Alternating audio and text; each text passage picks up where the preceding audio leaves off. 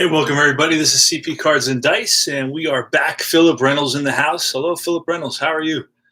And we are replaying our 1976 season, and you are joining us at the C&D. You're joining us at our C&D replay of the 1976 Yankees. And this is where you can find reviews and chat and new products, game design, tabletop strategy, anecdotes, player profiles, history, news, tutorials, books, tops, baseball cards, and more. So we do it all here. And we're at Anaheim Stadium, 1976. This game was played on May 4th or May 2nd? Let me double check. It was May 4th, a Tuesday, May 4th. The Yankees won by a score of 2-1. It's Doc Ellis versus Frank Tanana. We got both their cards here. Frank Tanana with the Angels, of course, and Doc Ellis came over from the Pirates. So,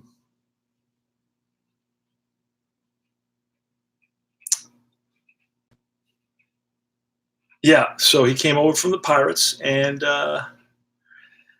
we're ready to roll. So let's do that. Now, the way you play inside pitch is the red is going to represent the column. The white is going to represent the row. You start on the pitcher, and then that's going to direct you whether you go to batter or whether you go to the ballpark card. There's a lot of interplay between the three components. So that's a really nice thing about this game. It's a whole lot of fun. And I started off on a $7 investment, and I checked it out, and I said, hey, this is kind of cool. And plus they have 1976, which I want to play. And I said, you know what? I'm going to do 1976 with inside pitch. And here we are, Frank Tanana. He's a lefty. He was 19-10 with a 2.43 ERA and 288 innings pitched. This is when pitchers were pitchers, men were men. The Doc for the Doc trade. Doc Medich for Doc Ellis, right? And I got Medich here somewhere with the Yankees. Let's look at him.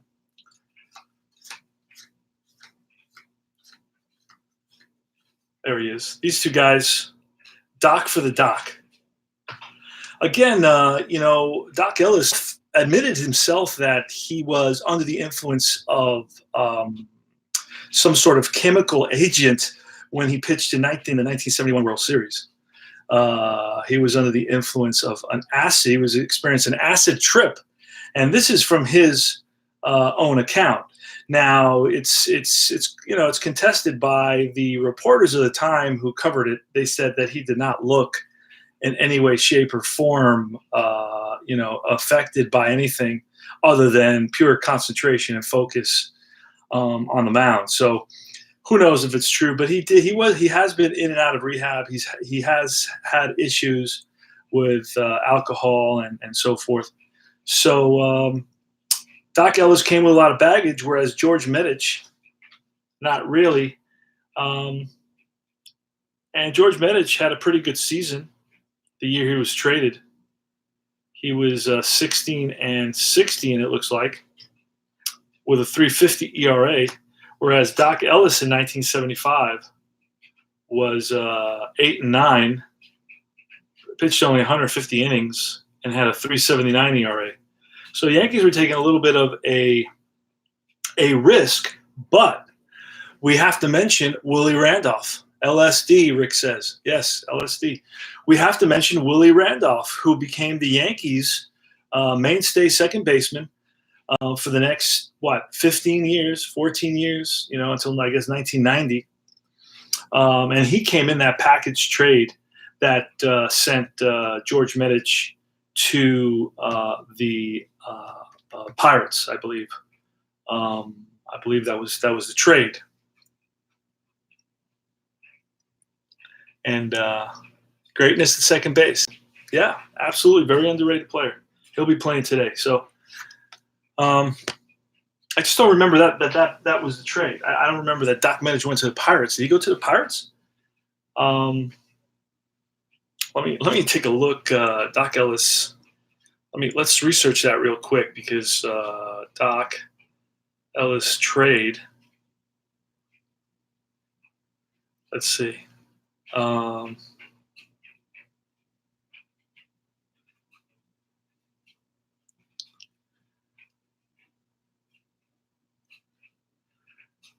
looking up Doc Ellis trade really quick before we get started here.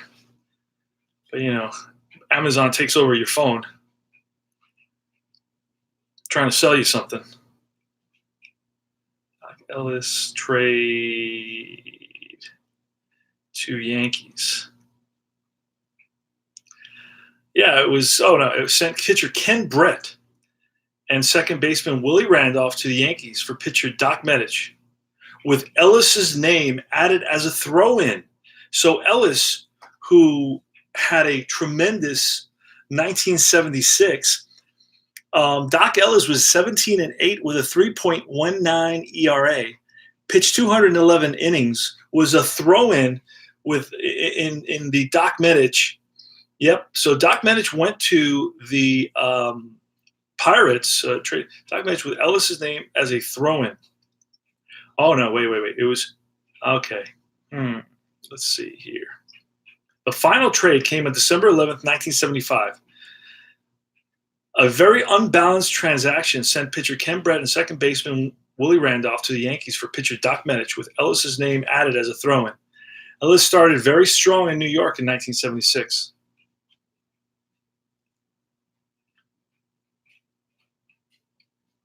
Was it a 3-team deal or what?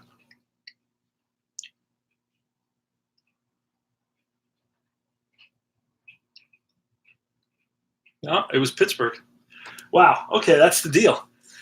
And Ken Brett doesn't appear in 1976 with the Yankees. Let me see. I don't even know if I have a card for Ken Brett. Where does Ken Brett go? That's the question. Like, you got to be like a. I thought Ken Brett went to Chicago. Did Ken Brett not go to Chicago? Ken Brett goes somewhere. Anyway, all right, let's get going here. So it's the red for the column, it's the white for the row, and then it's the blue. It's going to give you additional information if it's required. A 5-2, and that's going to be double question mark. The 7, we're going to use the 7 on the blue against a left-handed batter. It's a 1-3 would be an out, otherwise a single. Now, Rip season. This is game number 16. Yanks are 11-4, and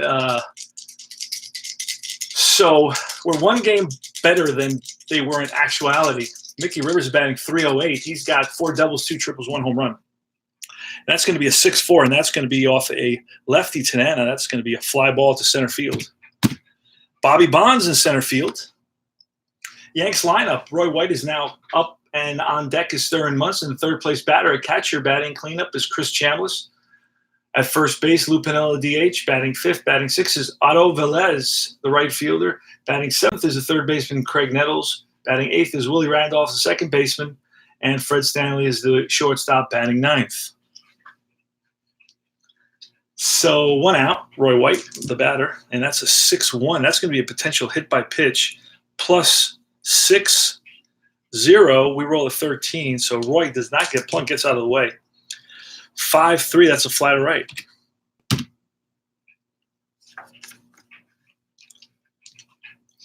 And it's Thurman Munson. Oh, that's a foul ball. Another foul ball. See if we can keep it in there. 1-5.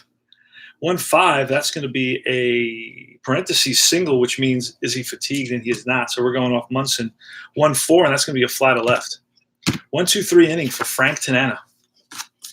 Frank Tanana and Nolan Ryan are the Angels' 1-2 punch.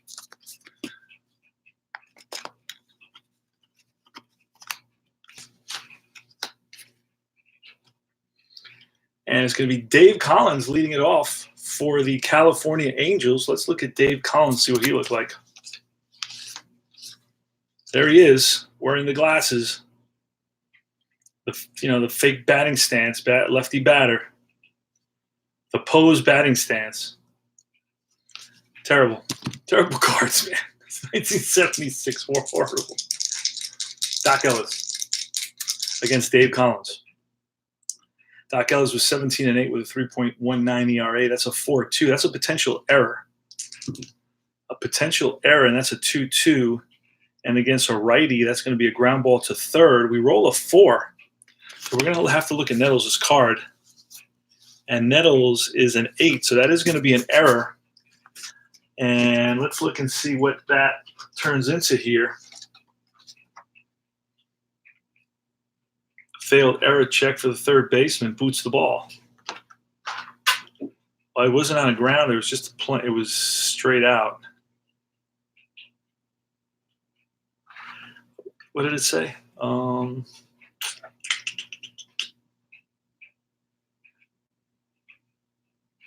Just an E. Failed E check, E on the throw, E on the grounder. So it's here. It's just the booted ball. All right.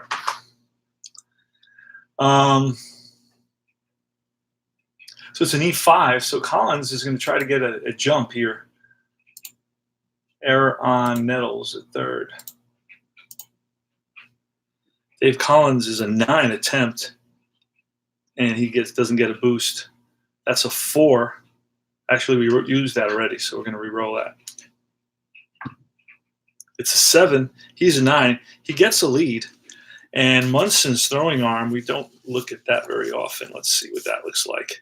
He's a 0 throwing arm. So we're looking at +1. He's a 13. That's going to be a 14. There goes Collins, the throw down, and not in time. So that's a stolen base.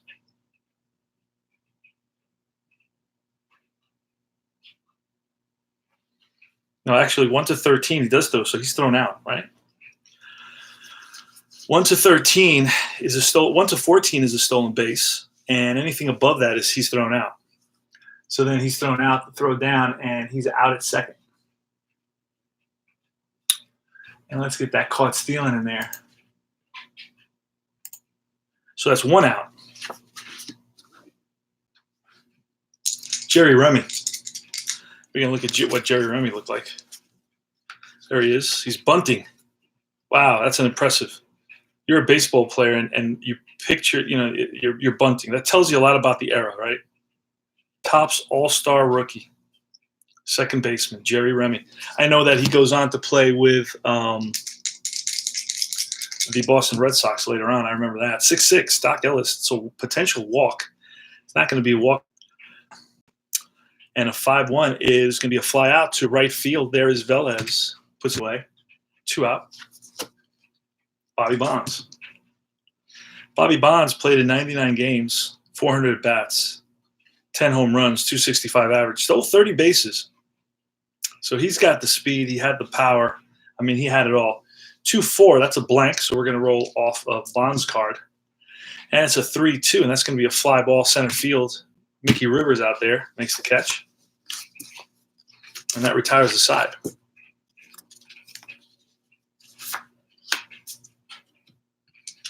Chris Chambliss got his batting average up to 190. 3-4. That's a potential home run. That's an 8 against a lefty. That's going to fall into Chambliss's home run rating. And against a lefty, that ball is going to be gone because it's a 20. It's a -1, 19. We roll a 16. And swung on and driven deep to right field. And back goes the right fielder, whoever he is, to the track. And that's gone. Chris Chambliss hits one out. Lou Piniella next. 1-5. That's going to be a blank. We're going to go to Pinella's card. 6-3, and that's going to be a fly ball center field. Bonds is there, makes the catch. Against a righty, that would have been a hit. 5-4, and that's going to be a potential, against a righty, a potential walk. And the walk is guaranteed because it's a 24. That's ball 4 to Otto Velez. So with one out, one on, and it's Greg Nettles. Left-handed power-hitting third baseman with excellent range at third base. He's rated a 5 for inside pitch. That's what I thought, Rick. I really thought that Bobby Bonds was just an amazing ball player and had no limits to his ability. Yeah, he did just miss a couple of times, but he was around there. He was a talented dude, that's for sure. 1-4, that's a potential K against a lefty. We're looking at a 12 plus 3. That's a 15. We roll an 18. Not there, almost. And then it's, of course, Anaheim Stadium is going to have a +3 in Ks because just 2 pitchers had almost 600 of them. So 6-4, and that's going to be a star line out. Ground ball third base. Dave Chalk. Oh, wait. There's a runner on first, so we have potential double play here. Nettles is a 2 double play, and that's a -1, so that's a 1 plus halfway, and that's going to be a double play, 5-4-3 double play, unless there's some negative going on with the second baseman and the shortstop. Remy's a 0, and I think Orlando Ramirez is the shortstop. So it's a 5-4-3 double play. We're going to go back. Let's undo that situation real quick. So it's a ground ball third base to second for 1. Back to first. 5-4-3 round the horn double play. And that ends the inning. So the pitcher's best friend, the double play, gets Tanana out of the inning. We go to Bill Melton. Bill Melton was with somebody, and he wasn't with California. I had to track his card down. He was with the White Sox, I believe. Played with the White Sox a bunch of years. 1, 2, 3, 4, 5, 6. Can't see squat here. Okay, yeah. He played 6, 7 seasons with the White Sox, came over to the California Angels, another terrible empty stadium pose. Does not look happy in the sun in Florida, probably. Well, actually in Arizona, maybe. Acquired as a free agent originally. Led the American League in homers in 1971. Bill Melton. So he's a big power hitter. All right, here's Doc Ellis against Bill Melton leading off. And it's 1-4, and that's going to be a star line fly to center, 1 down. So Melton gives it a ride. And Mick the Quick runs it down. Bruce Bochy. And that's 6-3. That's 6-3. That's a star line out. It's a ground stop. Stanley fires to first, throws out Bochy, the left-handed hitter. Now it's Rusty Torres. Rusty Torres took a year off in 75, so he doesn't have a baseball card. Played with California, I believe, or played prior to that.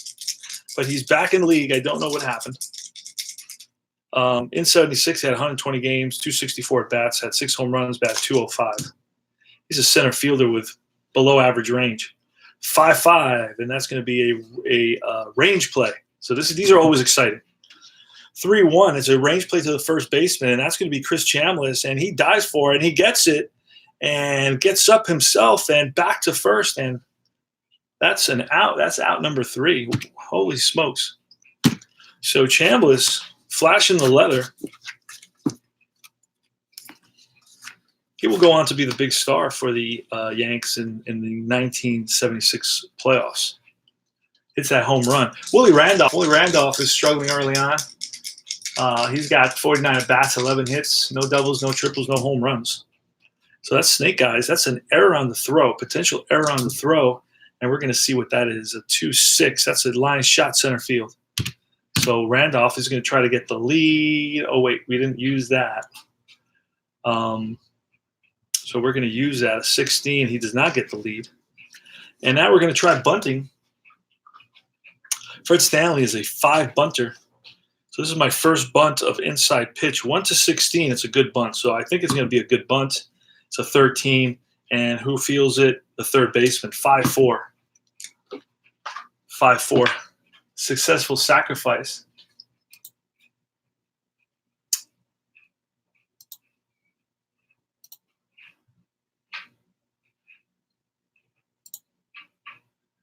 So it's going to be assist by the third baseman and a put out by the second baseman. All right, so Fred Stanley successfully participating in a small ball operation.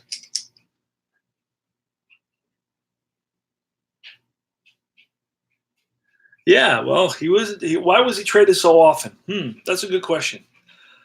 Just maybe because of his celebrity, his notoriety, his value, right? In terms of, hey, you're getting Bobby Bonds. This guy is a quality player. So I don't know. That's a good question, man. That's a good question. And maybe that he didn't mind being traded. Maybe he didn't complain about it. Maybe he was all right with it. Not too sure. That's a good question.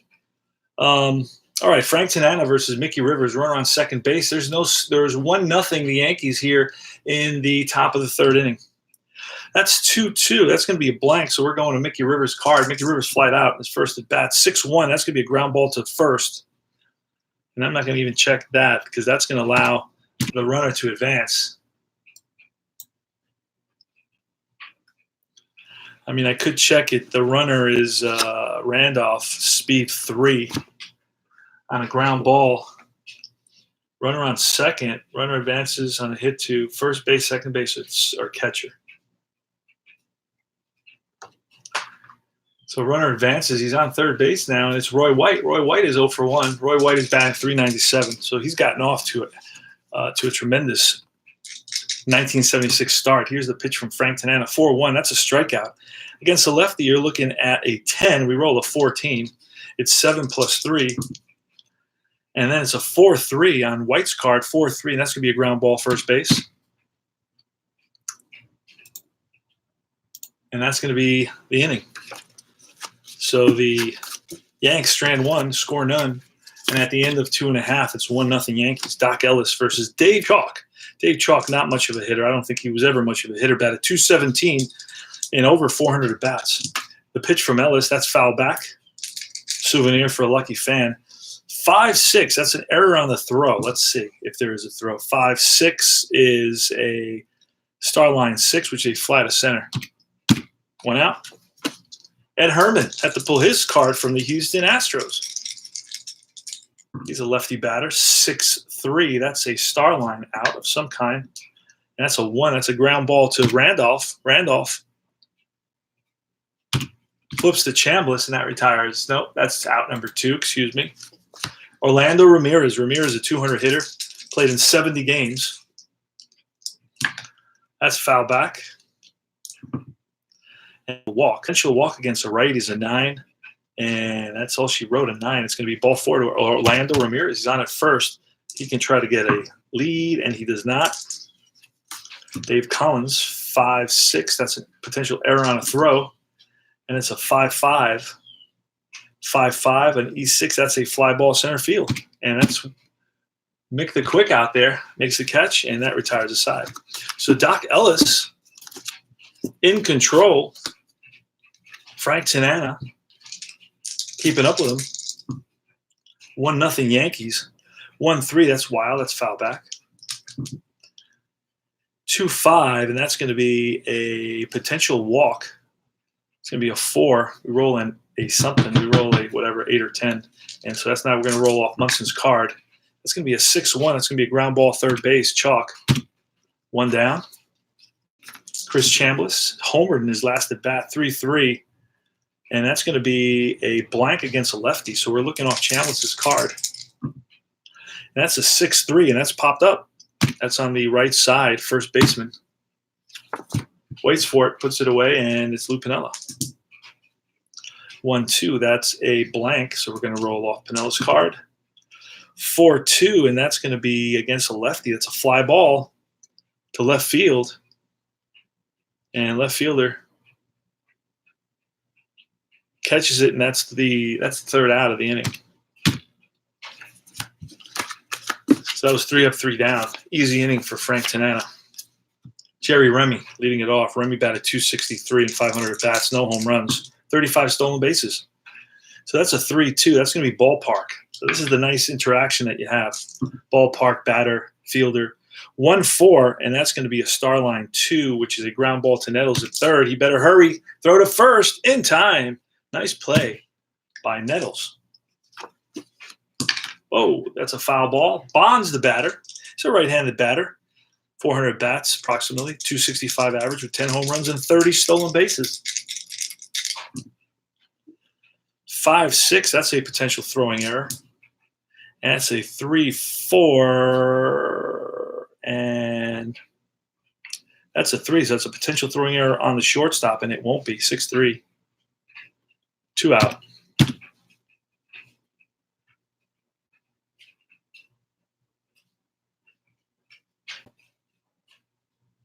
Wow, that's interesting.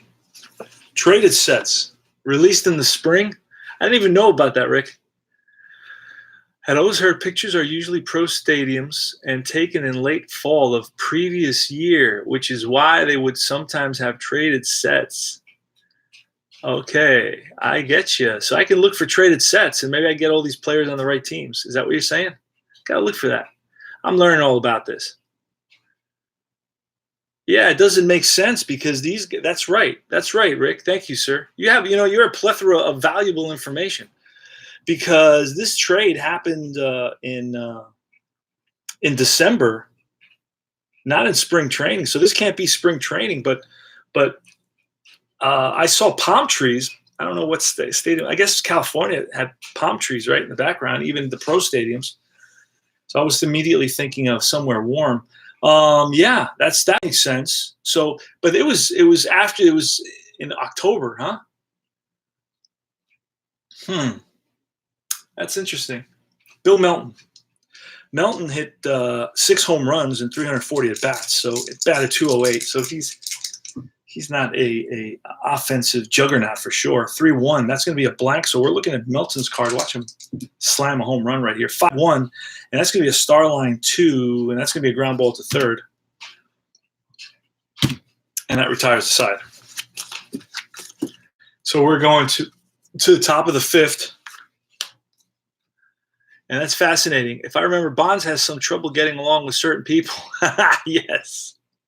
That's a possibility. Don't take that as gospel. I do have gray hair, LOL. Dodgers, yep. Greg, I think we all have gray hair or we wouldn't be playing these seasons. Rick is absolutely right. Absolutely right. We were kids in those seasons, so we're in the gray hair zone. Richard Davis. Hey, how you doing, brother? I'm checking out some names here. Richard Davis is around. Philip Reynolds was here. Appa Chatter. Hey, brother. Hey, listen, I'm looking for you guys to stream some, so please do some streaming so I can hear, I can watch and hear some games and relive some games. I don't listen to myself, so I listen to other guys. Let's see. We are in the top of the 5th inning. It's going to be Otto Velez leading it off. He walked in his previous at bat in the 2nd inning. Then it's Craig Nettles and Willie Randolph against Frank Tanana. 5-4, and that's going to be a potential walk to a righty. That's going to be an automatic walk because he's a 24. And that's going to be ball 4 to Walks Velez on 4 pitches. Frank Tanana is going to talk to the catcher going out there. And it's Greg Nettles. 6-5, and that's going to be ballpark. See what happens. Ballpark now. 2-3, and that's going to be a fly ball deep right field. Back goes the right fielder, whoever he is, and I'll check who he is in a second. Makes the catch. 1 down. Let me look at the defense. I'm learning this California team. Oh, wait a second. Bobby Bonds is in right. I thought Bobby Bonds was in center. Rusty Torres is in center, and Dave Collins is in left. All right, Willie Randolph. Willie Randolph singled in his first at bat. He's batting 240. He's got no home runs, no triples, and no doubles. He's driven in 5. That's a 6-2, and that's a range play. Range play, so that's always a potential hit. 6-3, and that's going to be a range third base. And that's a 4.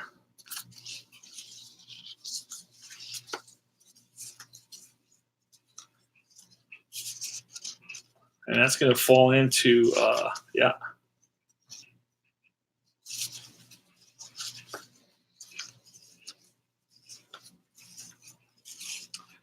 chalk. My brain went blank.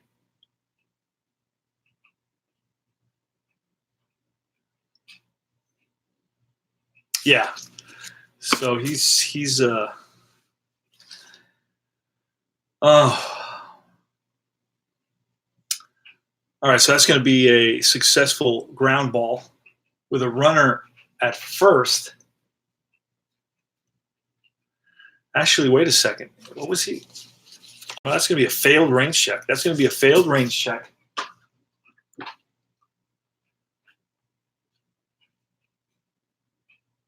Oh, no, I'm looking at it. Was it an error? It was a range check, right? So I got to roll here. I got to roll. No, that's a successful range check. My mind went blah. And Willie Randolph with a 2 minus 1 is a 1. And then we're going to roll this again, see if it's a double play. It is 5-4-3 double play. So Dave Chalk turns 1. Around. Put out. It's going to be.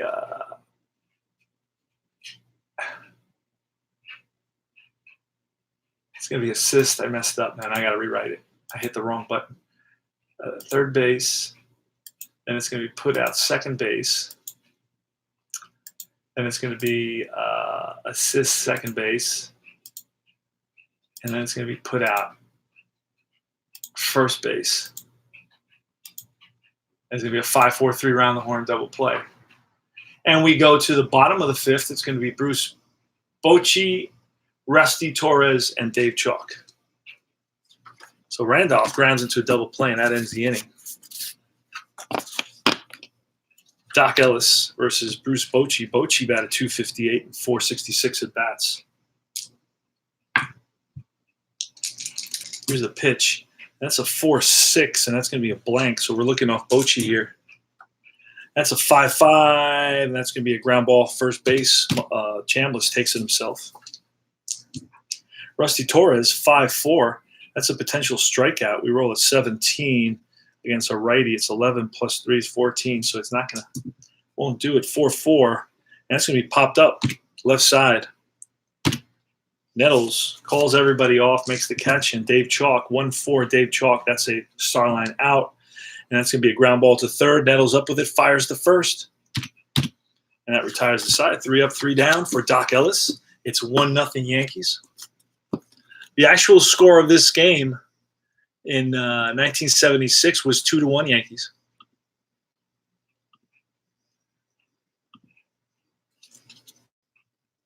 You see that? There was a lot of arguments over contracts back then. I'm reading the Boughton book, Ball 4, and there was a lot of holding out and a lot of arguments back and forth, and guys were on their own. It was a crazy time.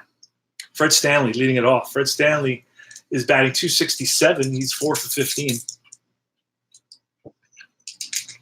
And what's friendly? It's Fred Stanley here. Palm trees in the background. I guess it could be in October, so this is probably October. So I'm going to look for those traded sets. That'll be fascinating to see those. Haven't even. I've seen them. I've seen them out there, but I never knew exactly what they meant by traded set. I thought they meant that I traded for these cards with somebody else. I don't know. I'm learning all about this. So I had cards and I collected cards, but I wasn't a card collector. I just bought them and saved them and that sort of thing when I was a kid. 5-5. That's a Anaheim Stadium. 2-5, and that's going to be a ground ball to first. Yep, 5-5 was just a ballpark. So that's a ground ball to the first baseman. Who's the first baseman? Bruce Bochy is playing first base. Next is Mickey Rivers. Mickey Rivers is 0 for 2. He's batting .299. And that's a 6-1. That's a potential hit by pitch. +6, that's a 10. We roll a 7. So Rivers is hit by the pitch, and now he's a threat to steal. Hit batter, we're going to try to get the lead on that, and that's a 7. He's a 7 attempt plus the 1. So there goes Rivers. We're going to check the catcher, Ed Herman. Ed Herman is a +1. So we're looking at a +1 and a 0. It's an 18 or less, and Rivers steals the base. And that's a 7. Stolen base for Mick the Quick. Always a mistake to let Mickey Rivers get on base.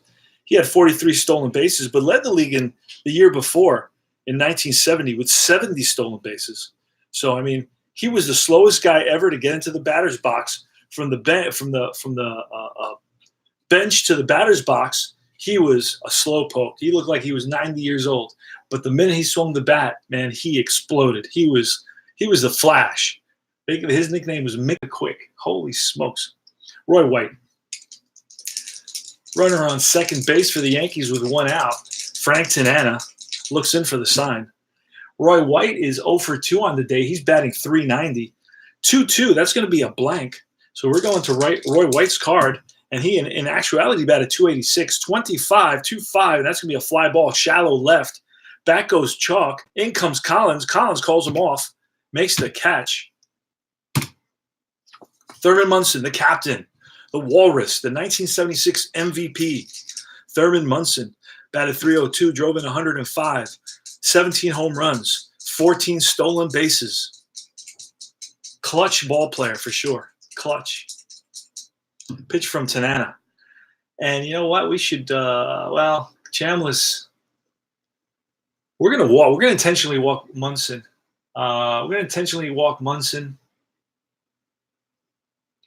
And pitch to Chambliss here. So let's do that. And we're going to generic walk, and then we're going to toggle. There we go. Wait, let's toggle that. There we go. Intentional walk to Munson, and that's going to bring up Chambliss. Lefty versus lefty. Makes much more sense. All right, here goes. And that's a 5-2, which is going to be double question mark, 13, and against a lefty, it's going to take us to Chambliss's card. Let's go. We need a big hit from Chris Chambliss, who is basically responsible for the only run in the ballgame. Hit a second-inning home run down the line into the right field corner. Give the Yankees a 1-0 lead. That's 5-5, and that's going to be a fly ball to left field. Is that going to drop? No. Nice catch by Dave Collins in left field.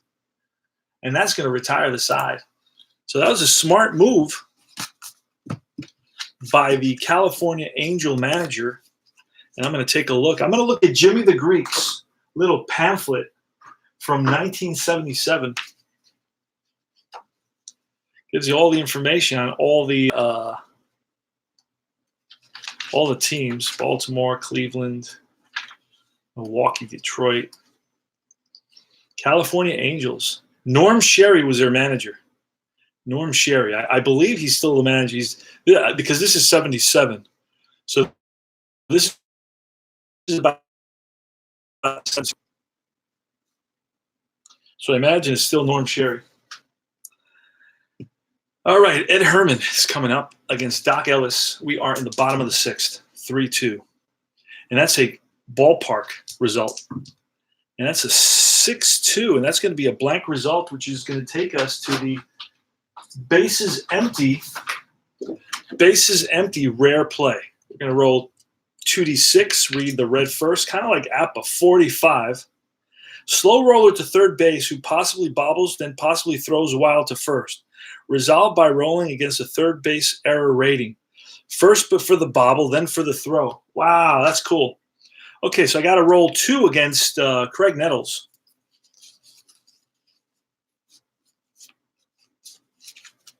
Two against Greg Nettles. Let's see what happens.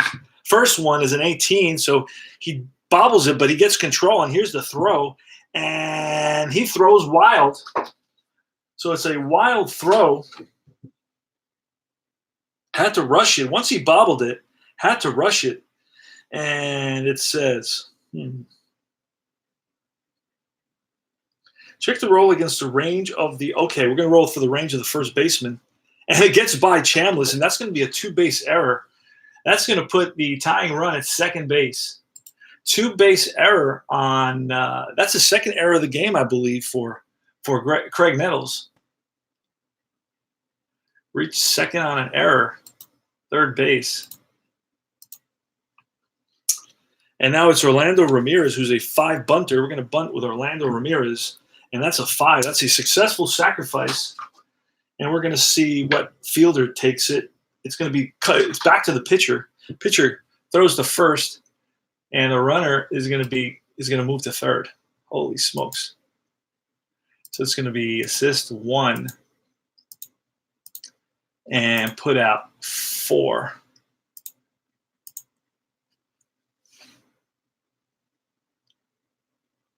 Yeah. They got Rivers and Figueroa for Bobby Bonds. Williams. Okay, so they switched managers, right? I guess Norm Sherry, they picked Norm Sherry up for 1977. Okay, I got you. Because I got the 76 cards, but then I got the 77 books, so it's telling me about what happened already. So it's got changes that I'm unaware of. So a lot of stuff is going on here. So cool. Okay, I'm glad I have you guys to clarify. All right, so 1 out, runner on third. Yankees going to have to bring the infield in against Dave Collins. Dave Collins batted .263 in 99 games, 4 home runs, 32 stolen bases. I could pinch run for Ed Herman. Could do that. Let's take a quick peek. Get a faster runner at third base. Let me get a quick peek at the Angels and what they did, who they had as a catcher. The other catcher was Andy Etchebarren. Okay. The other catcher was Andy Etchebarren. They had Ron Jackson. So we can bring in Etchebarren as the backup catcher. I'm getting all the pitchers out of the way.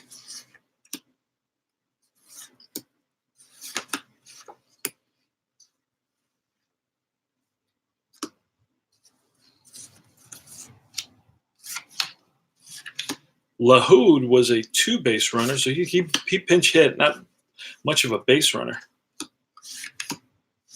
Tommy Davis, yeah, he's terrible. Andy Etchebarren, he's going to be our new catcher when the time comes. Let me see who else they had. Ron Jackson. There's Ron Jackson. He was a 3-base runner, so that's a little bit better. And they had Joe LaHood. I already have him. These are the 2 guys that they were using to let's see the next game. Let's go to the next game and see who they were using. Generally speaking, the next game they have Jerry Remy, Rusty Torres, Milton. Oh, Leroy Stanton. Where's Leroy Stanton? He's another one they're using. He's a 2-base runner. Herman. Paul Dade. I don't know what happened to Paul Dade. He's in here somewhere. And that's it. That's who they used, pretty much. Excuse me. Paul Dade only played 13 games. That's why he's in the fringe player set. So I would have to pull him out of fringe player set, and I'm not going to do that right now. So the best base runner we have is a 3-base runner. And it's going to be Ron Jackson running for Ed Herman. Let's see. Ed Herman is a 1-base runner, so he's the worst possible base runner. So Ed Herman is out. Andy Etchebarren is going to be the new catcher, so we'll put him in as well. There we go. And let's put these guys to the side.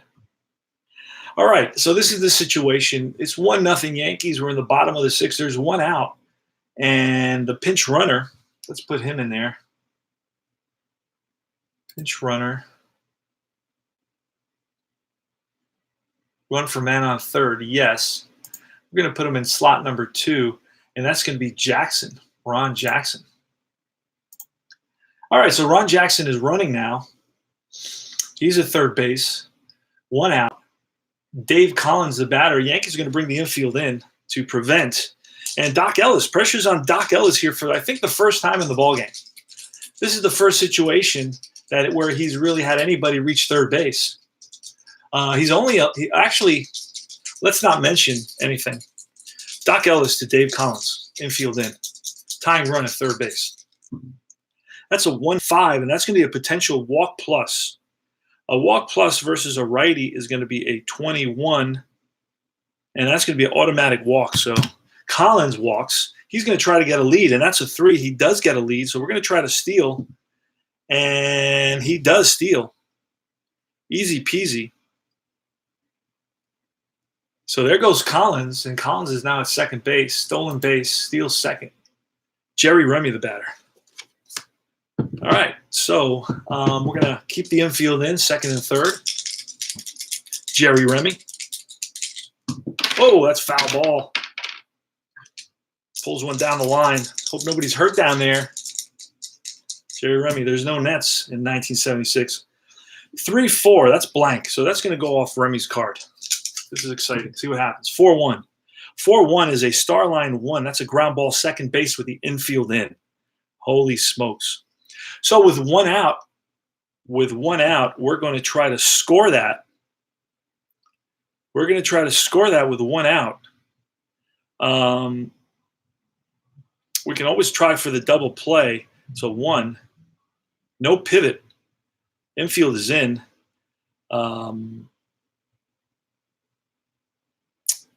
That's a tough one. Let's see if we can get a double play on it. We're going to need a 1 on this. We're not going to get anything for the infield halfway because we don't have that situation. Let's double check something real quick here. This is a tricky situation. A lot of guys have a problem with this, but I'm going to try to double ground outs. Let's see, infield. I know an infield in is +2, right? +2 with the infield in. Here it is.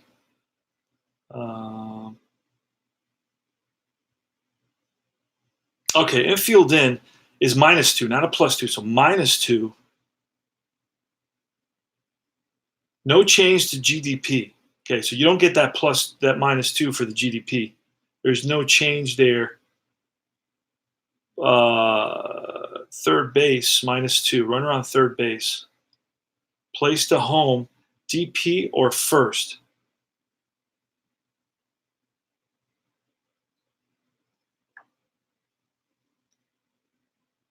So let's see what happens here. Let me, I don't know that I'm going to get, well, do I get an advantage for playing in? I should get an advantage for playing in on a double play. Home DP or first. But I don't think I do. It's just to the runner. So let's roll a 1. If I get a 1, it's going to be a double play. Oh, foul ball. It's a 1. So that's going to be a 4-2-3 double play, and the Yanks are out of the inning. End the story.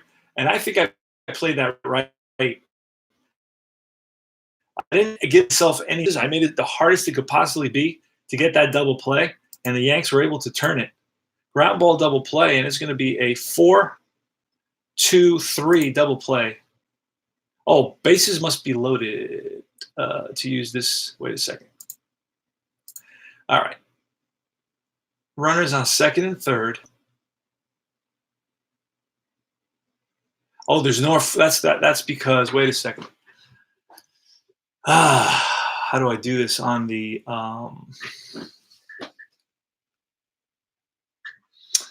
this is a trick. Now I'm trying to figure this out on the ball score. Force a second, third, no. So it's not a force at home. It's like a tag play at home, really. It's a tag play at home. You know what? I'm not going to be able to do. Hold on a second. I'm going to redo this. I'm not going to be able to get a double play because who says he doesn't stop halfway? There's no force play here. So he stops halfway, gets in like a mini rundown, and the guy is going to be safe at first on the fielder's choice. He'll eventually get tagged out. So let's see if we get the runner. Let's do that. Let's just play straight up the runner. And the runner at third base is a 3, but a -2, it's a 1. So he's going to be safe at home. So this changes the whole. Let's see.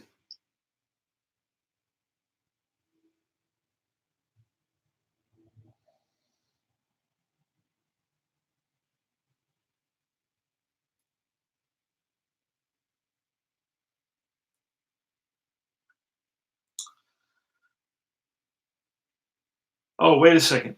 If the 1d6 is higher than the ABR, then out. Otherwise, he is safe.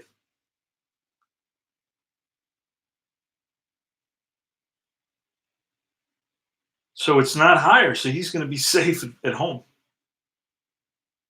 Wow. Crazy. And the bases have to be loaded for that double play. Yeah.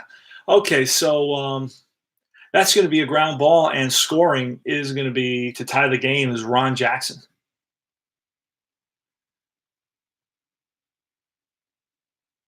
So he is safe at home, and I guess that's going to be a fielder's choice. All runners safe, no putouts.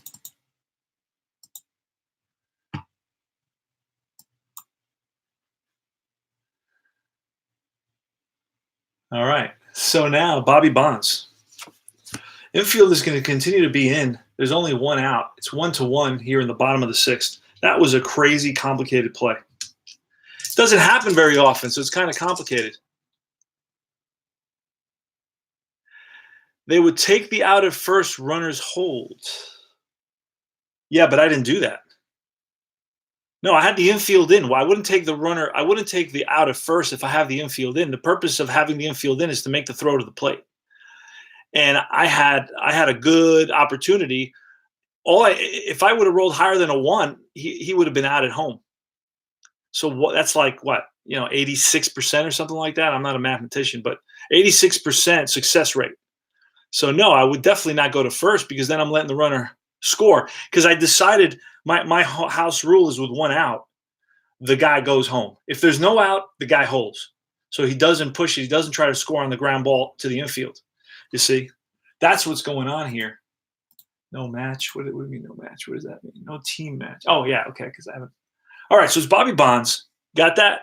Yeah, that's the situation.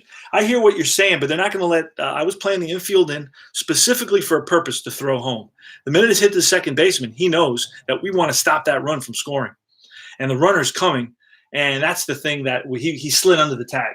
So now if the ball game is tied in the bottom of the 6th, it's Bobby Bonds. There's 1 out. There's runners on first and third. Jerry Remy's going to try to get a lead.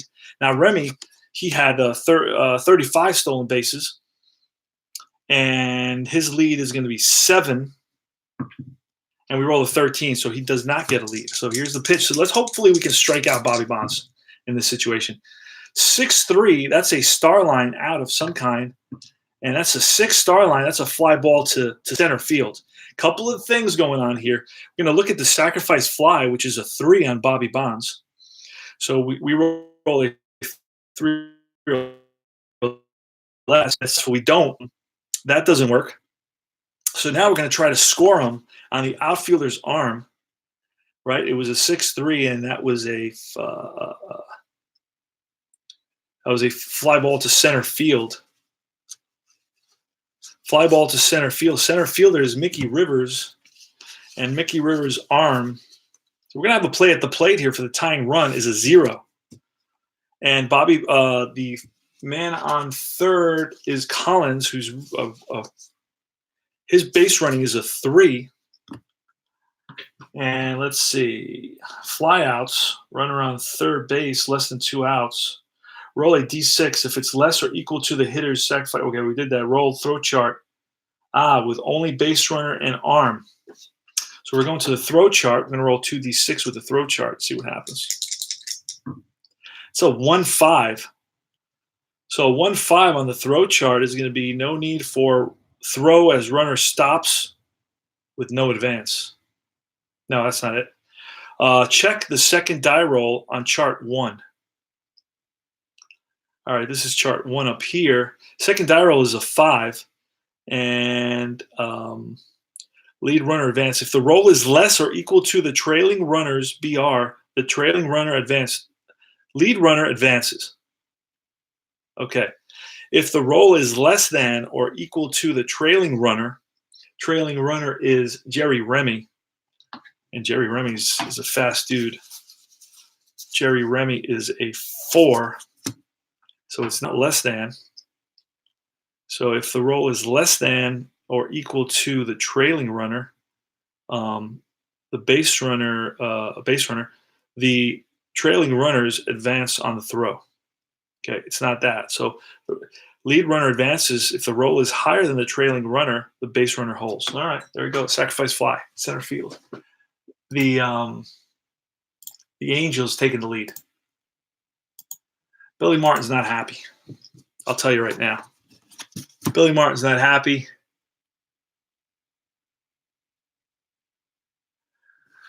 But the runner wouldn't have gone if it's not a force.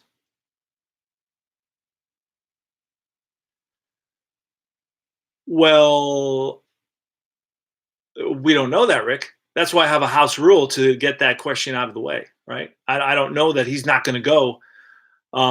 He's trying to score the tying run. This is a ground ball. So you're saying automatically the runner's not going on any ground ball? Then there would be never throwing it. Well, okay, unless there's a. All right. So the bases loaded, we know he has to go. If the bases are not loaded, he can make the decision along with his third base coach to either try to score or not try to score, depending on the type of grounder that it is. Is it a slow grounder? Is it hit a little bit to the side? Does the second baseman have to move a step, let's say, on a slow grounder? There's a lot of questions there. That's why I have a straight out rule that says with 1 out, you try to score, and with no outs, you hold from third base. And obviously, that's when, let's say there's a runner on third, nobody, and nobody else on, or there's second and third and nobody else on. That's when that rule takes effect. It wouldn't take effect on a bases loaded situation because on a grounder, you have to go anyway, right? So that's what I'm talking to Rick about, and that's a good conversation. You're basically saying that potentially the runner could hold, and potentially he could hold. Yeah, but I don't know what kind of grounder it was. It's not clear. Was it a slow grounder? Now, if you play deep drive baseball, it actually tells you, S4, which would be a slow grounder to 4, or it says H4, hard grounder to 4, or it just has a 4, which is a ground ball to second base, and that tells you what kind of grounder. And depending on the type of grounder, that's going to affect and influence how the runners advance and whether you can get a double play. So deep drive is a little bit of a diamond in the rough that not many people know about. I've played a bunch of games. I'm playing the 2019 season. It's a lot of fun. It's easy to play. You get the whole season for $12 on PDF. You get all the players, but it has a lot of details, and people are not mentioning it or giving it any credit at all. And I think it should be in our discussions much more, and more guys should be playing using deep drive baseball because it's the only company besides Status Pro that has the 2019 season out, and it's not making us wait 4 months or 5 months for it. Why? Because now you're giving me the 2019 season when the 2020 season's here already, and I want to, so it's Bill Melton. All right, there's 2 outs. The Angels have picked up 2 runs here in the bottom of the 6th, and what's even more fascinating is that the Angels have picked up 2 runs and they lead it 2-1 and they have no hits. Excuse me. All right, so it's Bill Melton. That's a snake eyes. That's going to be ballpark. Anaheim Stadium, 1-4, and that's a star line too. That's a ground ball to third.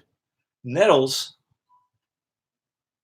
throws across the diamond and throws out the batter, Melton, and that retires the side. So now I got to put in a new player here. It's the software is telling me, hey, you need a catcher for your team, for the Angels, and that's where I'm going to go to Ed Herman, pop in there, look for Echebarren. Okay, and Echebarren's in there now as a catcher. Okay, and now I'm going to make sure the defense has changed. Oh, wait, got to get to the other defense. We go back to the Yankees, look at the defense for the, and let's put in Andy Echebarren. I remember him as a Baltimore Oriole. All right, Lou Piniella's up. Lou Piniella, sweet Lou Piniella is coming up.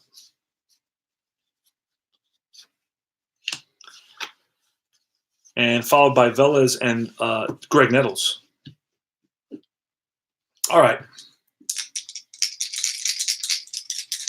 Lou Piniella. Frank Tanana, 4-4. And that's a potential strikeout against a lefty. That's a 6 plus 3. That's a 9. We roll a 12. So it's going to – oh, wait. That's – yeah, that was right. I looked at the right place. 2-6. And that's going to be a ball that's driven into the gap. That's going to split the outfielders. And that's going to be a leadoff double for Lou Piniella. Again, the Yankees coming back. They have that ability. Otto Velez. Snake eyes. That's a potential error on a throw. Let's see what happens there. And that's a 6-3. 6-3, and that's going to be a double. Back-to-back doubles. That's pulled down the line to left field corner. After it is Collins. And scoring easily is a tying run. Lou Piniella. So back-to-back doubles. Just like that, the Yankees have tied the game.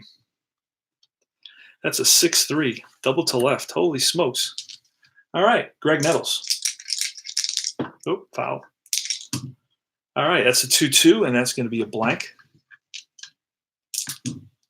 That's going to be a 2-5, and 2-5. That's line and caught. Now, we have to roll for a double play on that. Line drive double play with a runner at second.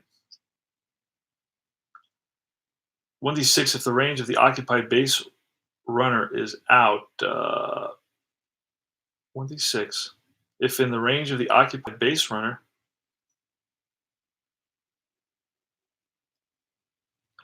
So at second base is a 3 and 4 for a double play. And that's a 3, so they throw him out at second base. Holy smokes. So that's a 6-4 double play.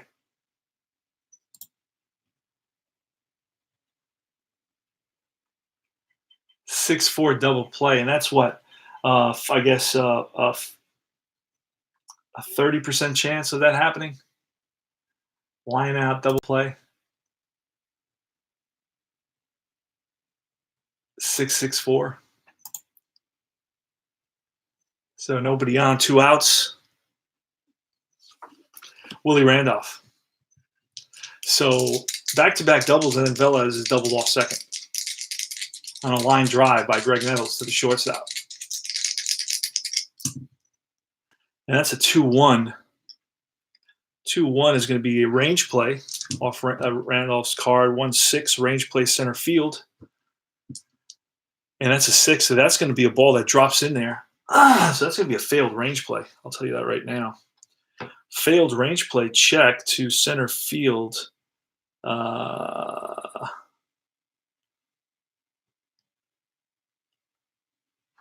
It was a single, right?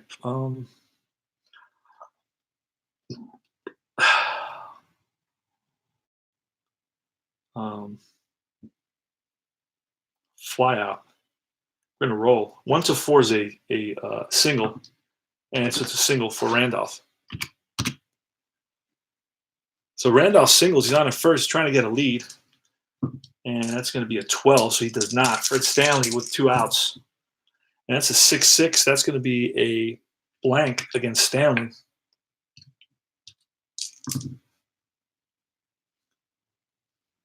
That's a 4-4 on Stanley's card. That's going to be a fly to left, and that's going to retire the side.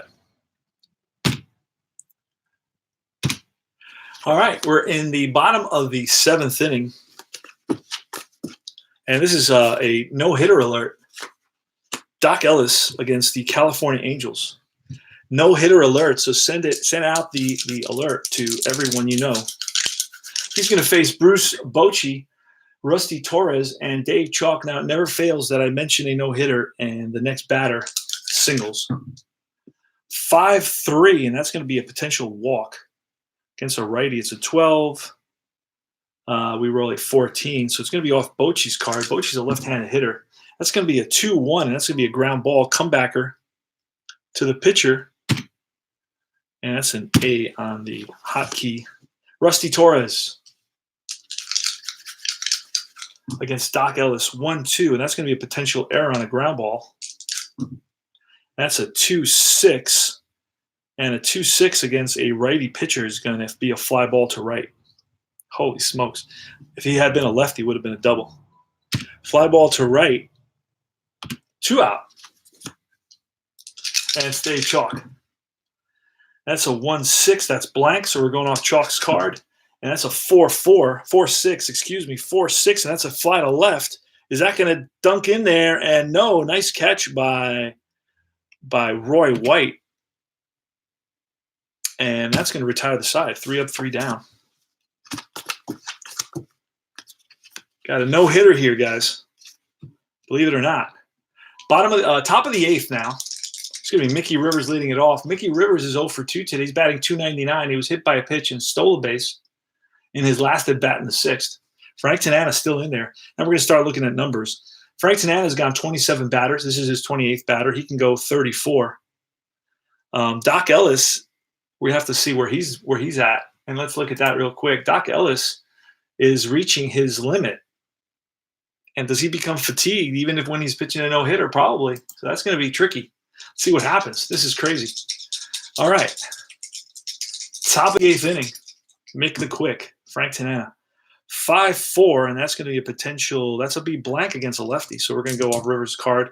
A 3-5, and that's going to be a star line 3, which is a ground ball. Second baseman Jerry Remy is there. Throws out Rivers by half a step. Rivers can really fly down that line. Roy White. 5-2. That's question mark, question mark. We rolled a 10 against a switch hitter who's batting righty, and that's going to be a star line out, and that's going to be a fly ball to right. In right field is Bobby Bonds. And then Thurman Munson. Thurman Munson, that's a 3-5, and that's going to be a potential walk against a lefty. It's a 4. We roll a 16, so we're going to roll off Munson's card. 6-3, and that's going to be a ground ball to third. Chalk fires to first. 3 up, 3 down for Frank Tanana. Doc Ellis against Andy Etchebarren. So Andy Etchebarren should be batting. Let's see if we can get him in here. We may have to do a on Jackson. We needed another. This is we need to double batter marker. And let's see if we move and then we come back. Now we got nobody in there. All right, that doesn't work. So let's undo that. Oh, wait. Undo that. New batter marker. Let's see if that works. No. Let's do a double in there. Let's see if we can do that. Let's do a double batter marker in that spot. If that'll let me do that. Double, because there were 2 batters there. Yeah, that's it. So you go back to that inning. There was a double batter marker there, 2 batters. Pinch runner and then Andy Etchebarren. So now I'm good. I'm in the bottom of the 8th. It's Andy Etchebarren against Doc Ellis. It's Etchebarren, Orlando Ramirez, and then Dave Collins. That's a 2-6. That's going to be blank. So we're going off Etchebarren's card. Etchebarren batted .227. Not much of a hitter. 5-1. And that's going to be a ball. And that's through into left field for a base hit. That's the first base hit of the ball game. Breaks up the no-hitter. Andy Etchebarren, 227 hitter on a 5-1 roll against righties, is an S6. And that's all she wrote for the no-hitter. All right, Orlando Ramirez. And we're going to bunt with Orlando Ramirez. That's an 11. That's a sacrifice bunt. Who does it go to? A 2. That's going to be back to the pitcher, 1-4. Advances to second. Pitch assist pitcher. And then put out is 4. Second baseman. And again, I'm not going to pinch run again because I don't know that I have 3 catchers. Dave Collins. And this is going to be his, wait a second, Doc Ellis can go 28. This is his 28th batter. So 6-4, we're looking at wild. And that's going to be a wild pitch. So wild pitch is going to send the go-ahead run to third base. And that's going to be it for Doc Ellis. We're going to bring in Dick Tidrow to face Collins. Jerry Remy's a lefty. I still have Tippy Martinez, I believe. And let me bring in, I believe I have Tippy Martinez. Still have him. Eventually he's going to go to the Baltimore Orioles in the Rudy May trade with Rick Dempsey. Let's see. All right, Tippy Martinez is coming in to pitch. New pitcher. I think this is the second time he's pitched this season. All right, so the infield is in now. So with 1 out, runner's going to be going on a ground ball. Dave Collins. That's a 3-1. That's a potential strikeout. That's going to be a 4. That's a 7. We roll an 11, so we're going to roll off Collins card. 4-4, and that's going to be a question mark 7. We're going to look at versus a lefty all the way to 12. We roll a 16, so that's going to be a fly to left. Now, this could be a potential sacrifice fly. See if we roll a 1. And we do, and that's going to be a sacrifice fly deep enough to get Etchebarren home. So sacrifice fly to left, and the California Angels have taken a 3-2 lead here in the bottom of the 8th. Nobody's on now, 2 outs. Next is Jerry Remy. That's a 2-5, and that's going to be a potential strikeout. We rolled a 19, so it won't be a strikeout. We're going to roll off of Remy's card a 3-1, and that's going to be a star line out, fly to right. And that is all she wrote for the bottom of the 8th. But the Angels have taken a 3-2 lead. And it's the top of the 9th, so it's last licks. Last licks for the Yanks is going to be Chambliss, Pinella, and Otto Velez here in the top of the 9th inning, 1976. This is May 4th. First of a 3-game set at Anaheim Stadium in California. So let's check out Tanana can go 34. He's gone 27. He's gone 30, so he can get through this inning. He can go a complete game. Let's see what happens. Chris Chambliss. That's a 6-1. That's a potential hit by pitch. Plus, so it's a 9. We roll a 3. So Chambliss gets plunked. Chambliss gets plunked. And we got a base runner.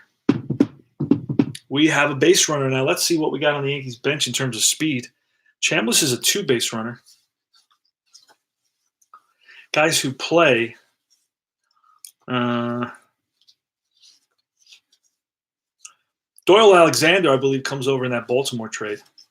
Rich Coggins is a 3 base runner. Jim Mason is a 2 base runner. And Oscar Gamble. So we're going to bring in Rich Coggins, the base runner. That's a tough one.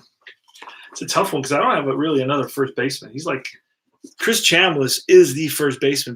Played in 156 games. I don't even know if I have another guy who can play first base, to be honest with you. So we're gonna have to go with Chambliss on this. Just hope that he can chug around the bases. It's gonna be Lou Piniella. Here goes. 2-6, and that's going to be against a righty, a walk plus. We're looking at a walk is 14. So it's going to be a 14. That's going to be ball 4. Holy smoke. So Pinella walks, puts the tying run at second base, 3-2 ball game here in the. So it's a hit by pitch and it's a walk in the top of the ninth. The Yankees have the tying run at second base, the go-ahead run at first base, and it's Otto Velez. And my personal strategy is to bunt here. With first and second, nobody out. I like it in that tying run, go-ahead run. So we're going to pinch hit with Jim Mason. We're going to pinch hit with Jim Mason. He's a good bunter. And pinch hitter, Jim Mason. And we're going to try to bunt. Let's see. Let's roll a 20-sided die, and that's a 9. So it's a successful bunt. Who does it go to? A 2 goes to the pitcher. So it's 1-4. Tanana feels it. And now both runners move up. Both runners move up on the bunt. It's an assist 1 and a put out 4.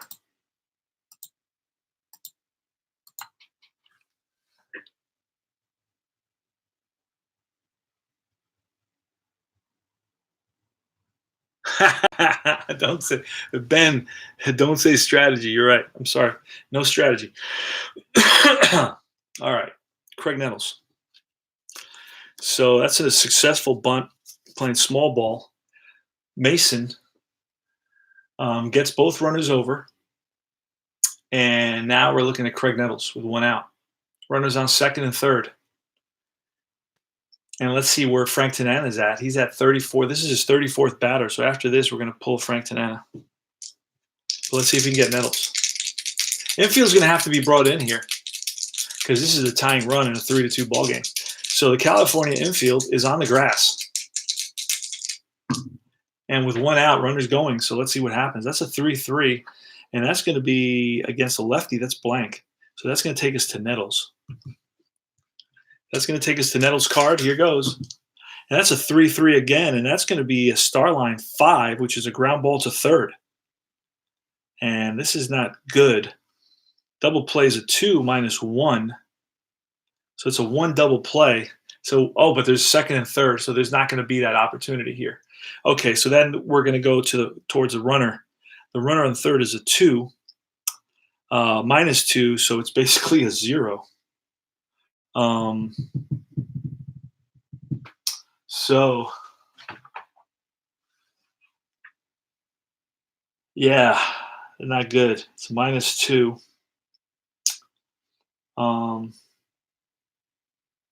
So runner on third. Defense can try going home and then auto out at first. Oh, I see. I see what you were saying before. Yeah, but no, I throw home. I'm going home on this. Because the Angels definitely don't want the time run to score. So if 1d6 higher than the AB are otherwise safe, loaded bases. So this is an automatic out at home because it's -2 and he's a 2. So it's -2, he's a 2. It's an automatic out at home. He's thrown out at the plate. It's a slow guy, and everybody's going to move up. So I guess you can call it a fielder's choice. A 5-2 fielder's choice. Unfortunately, that's bad luck for the Yanks, but I don't see any other way of playing this because of the house rule. The house rule is that he runs on 1 out when it's that situation. I'm not going to hold. You don't know what's. I mean, he could be safe. In this case, because I would have known that he's a 2 and it's -2 and it would have been a 0. I should have maybe held him up because he's Chris Chambliss. All right. But then that would be going up. So I would have to be aware of that all the time and say, okay, if it's a 0, he holds up because it's gonna be an automatic out. But I have to check that beforehand, perhaps. And when it's a really slow guy at third, he's not going to try to score on a grounder, even if there's 1 out. He's going to just wait it out, and hopefully somebody else, down to the last out will get a single. But right now we have runners on first and third, so we still have an opportunity to tie this ball game up, and it's Willie Randolph. But that's going to be it for Frank Tanana. Who are we going to bring in? That's the question. So let's go back to the games, and let's see who they were using. They were using guys like Brewer and Hartzell. Brewer and Hartzell were guys that came into play. Brewer and Hartzell and Manji and Drago. Brewer, Hartzell, Manji, and Drago. Let's take a look at those guys. Let's try to be fair to the Angels. Let's see how many of those guys I have. Hartzell's right there. Manji. Excuse me. Got a frog in my throat. And Ryan, he's going to be going in this series. Jim Brewer. Did I say Brewer? I said 4 guys. I can't remember who the other guy was. Could have been Brewer. Drago. I said Drago's name. And I think I said Hartzell. And who was the last guy I said? I said somebody else. I can't remember who I said. Let's check. I think it was Brewer. I said Brewer. Did I say Brewer? Yeah, I said Brewer. Okay. Okay, so these are 4 guys. Now let's see who their closer was. Let's see who they brought in as a closer. 10-4 game. 10-4 game, they brought in Manji and Drago in a 10-4 game. So I don't think Manji and Drago are their closers. 6 saves and 0 saves. 2 saves and 2 saves. In a close game, the Angels brought in. So in a game that was 2-1, they brought in. Didn't bring in anybody. Let's see in another game, 3rd game of the series. In the 3rd game of the series, they brought in, which was a close game. It was a 4-2 game. And they brought in Brewer and Hartzell. Brewer and Hartzell. And the only guy that has a save here is Jim Brewer. He's a lefty. So we're going to bring in Hartzell, who also has a save. Okay, and he's a 2.77 ERA. So Paul Hartzell is going to come in and try to save this for the California Angels. So let's get him in there, Hartzell. New pitcher. Paul Hartzell. All right, against Willie Randolph. All right, this is it. The Yanks are down to their last out. They're behind 3-2. And this is top of the 9th inning. Runners are on 1st and 3rd. Pitch from Paul Hartzell. Paul Hartzell was 7-4 with a 2.77 ERA. Comes in to face the righty Randolph. Randolph is 2 for 3. He's batting .250 on the season. Oh, that's a foul ball. Fouls is straight back. A souvenir for a lucky fan.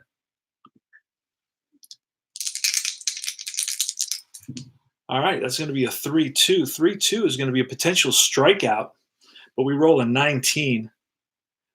And that's not going to be, that's going to not be within strikeout range. So we got a chance here.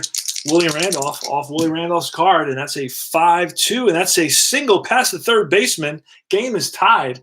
Willie Randolph, super clutch here, pulls one underneath the 3rd baseman Dave Chalk's glove into left field, and the game has been tied in the top of the 9th.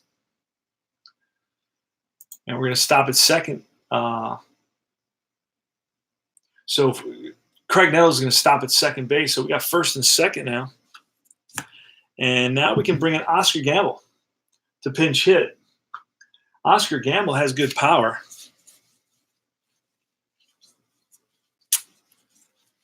Oscar Gamble, let's see if we can track him down. There he is. For Fred Stanley, Jim Mason is going to probably stay in the game as the new shortstop. And we're going to bring in the lefty Brewer now to face Gamble. So Gamble's going to pinch hit.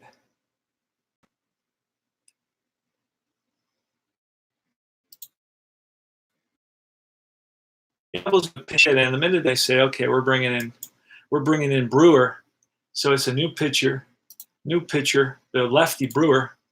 He comes in, and it's lefty versus lefty. Brewer's 3-1 with a 2.70 ERA. Game is tied at 3 thanks to Willie Randolph. Picked up his 3rd hit of the day, a huge hit in the top of the 9th inning with 2 outs. to drive in Lou Piniella at third base. All right, here goes. Runners on first and second.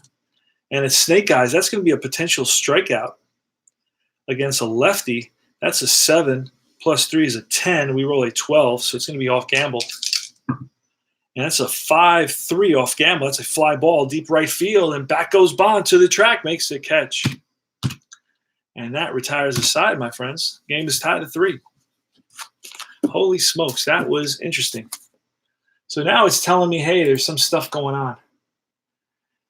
It's telling me that there's stuff going on. I made changes, and I got to make sure everybody's playing where they're supposed to be playing. So let's see. Let's go in here, and let's put Mason at shortstop.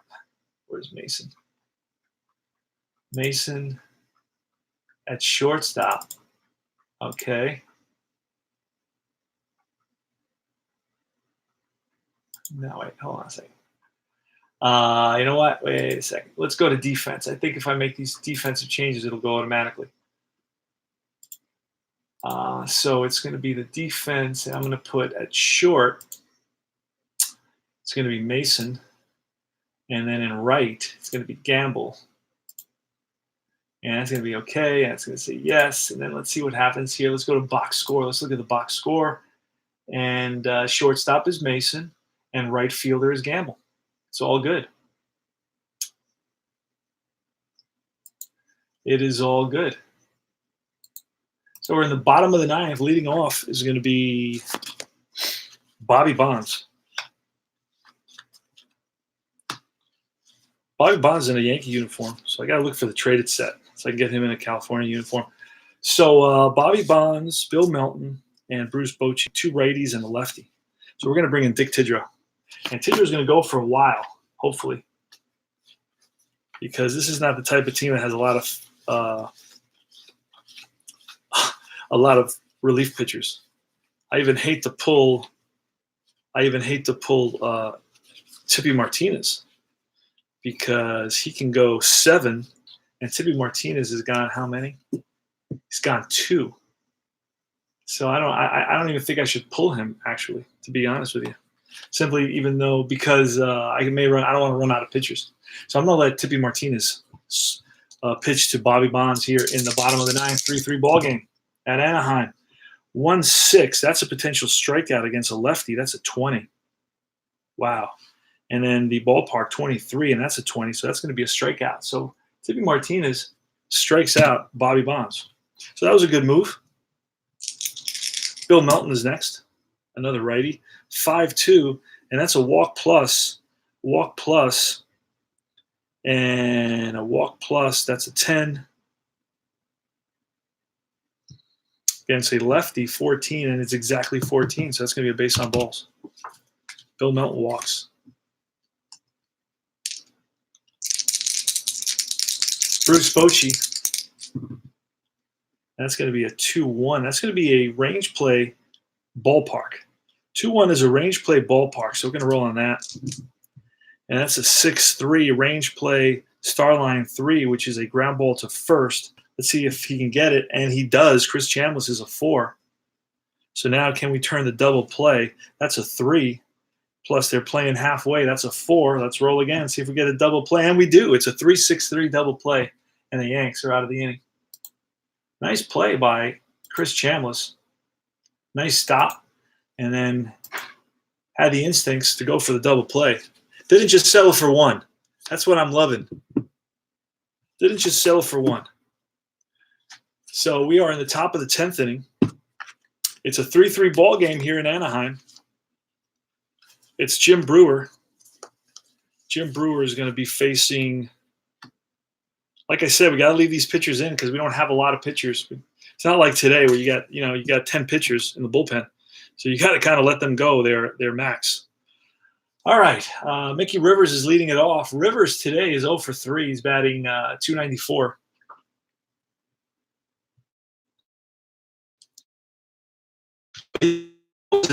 So you definitely Mickey Rivers on. 2-5, that's a potential walk plus.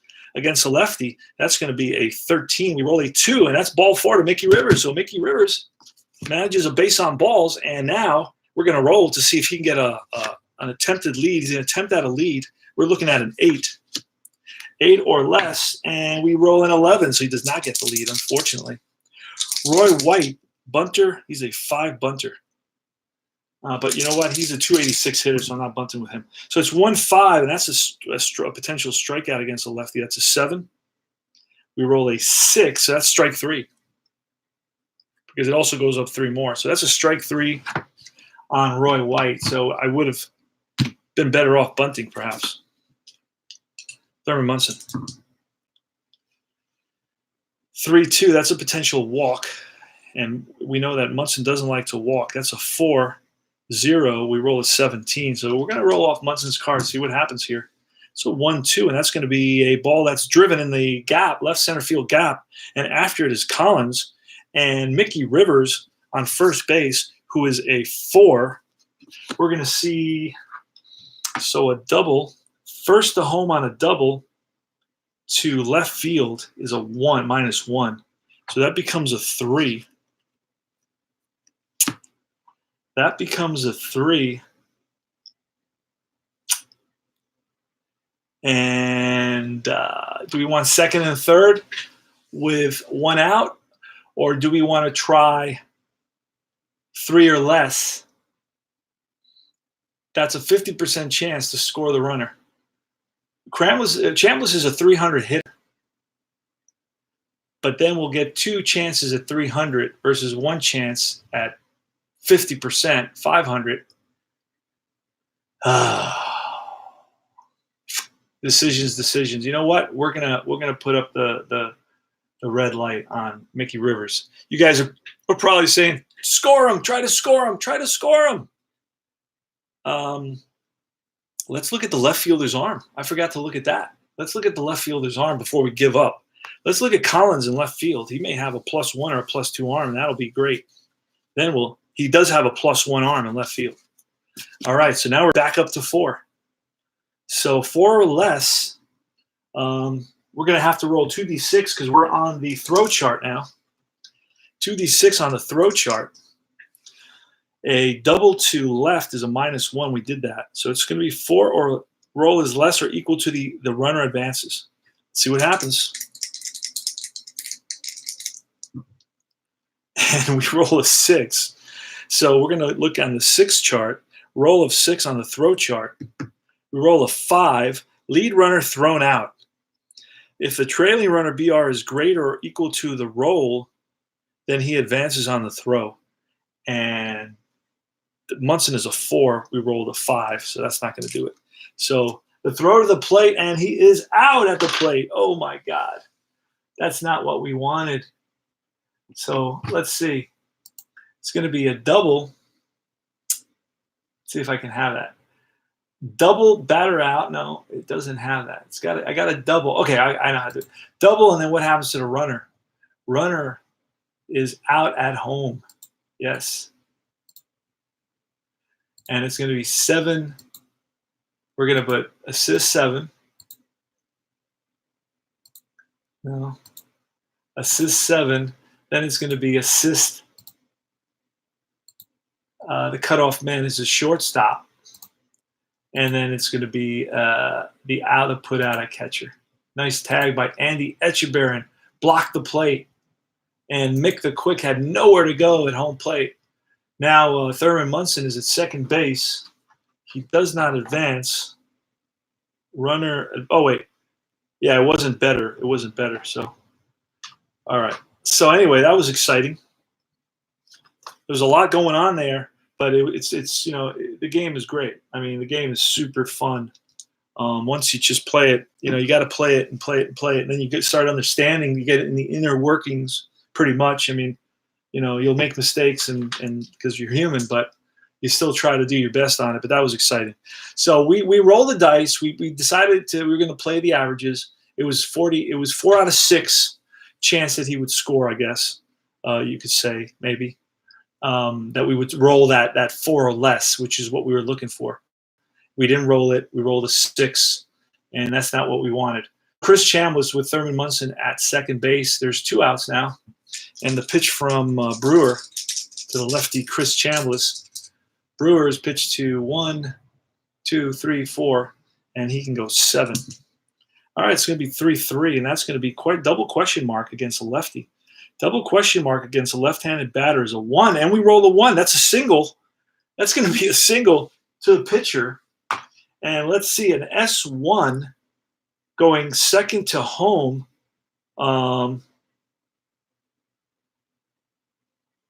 Second to home. Let me check my phone real quick.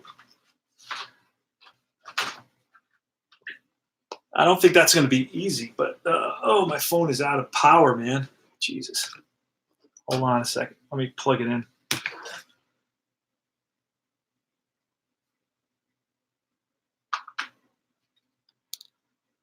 So it's a single to the pitcher, S1, right? And so we're going to take a look here, S1.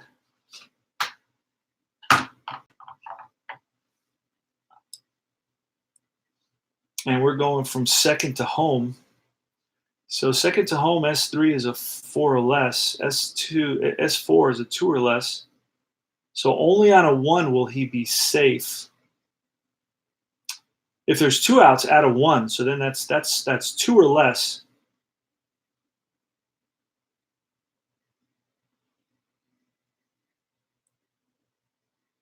Two or less, he's safe. Otherwise, he stops.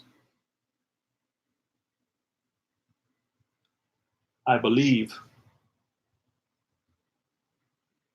I believe. Believe in me. Believe in me. I'm waiting for my phone to get going here. So basically, I think that's what the deal is. I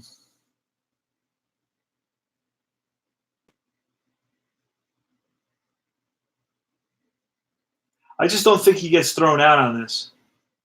I don't think he just basically holds. So let's roll a 1d6 and see what the result is. So on a 1 or 2, and it's a 2, so he should be safe at home. On a single through up the middle, basically it's a single up the middle. And going 1 to third is pretty high. It's a 4, but going home 2 to 4 is going to be a 1, but it's a +1 for 2 outs because he's running. And we rolled a 2, so that's a single RBI single for Chris Chambliss, his second hit of the ball game, and the Yankees score the go-ahead run here.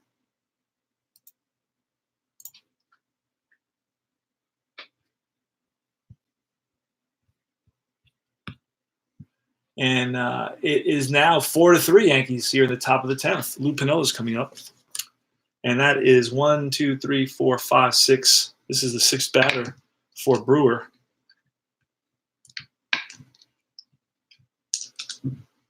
And that's a 6-1, and that's a potential strikeout against a lefty. That's going to be a 9. We roll a 12, so we're looking off Piniella's card. That's a 4-3, and that's going to be a ground ball to short. And that's going to be the inning. But the Yanks pick up a run, and they lead at 4-3. Now we're going to get Sparky Lyle. Sparky Lyle is going to face Rusty Torres. Probably going to see a pinch hitter at some point here. Sparky Lyle is going for his 5th save of the season. He hasn't given up a run yet. So he's got an ERA of 0. New pitcher, Sparky Lyle.